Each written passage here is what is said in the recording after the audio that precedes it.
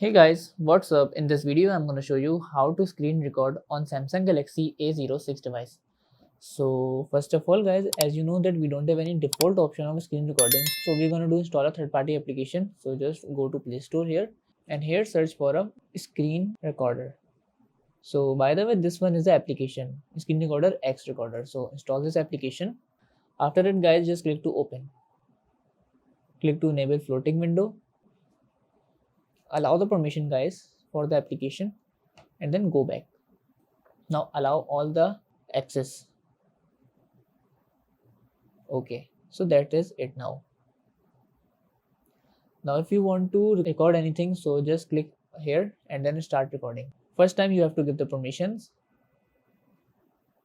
and then start now. So as you see, it is now start. Just use the screen and that's it. Now I want to done it as it is a pause, so I want to stop it. So that's it. Now just see.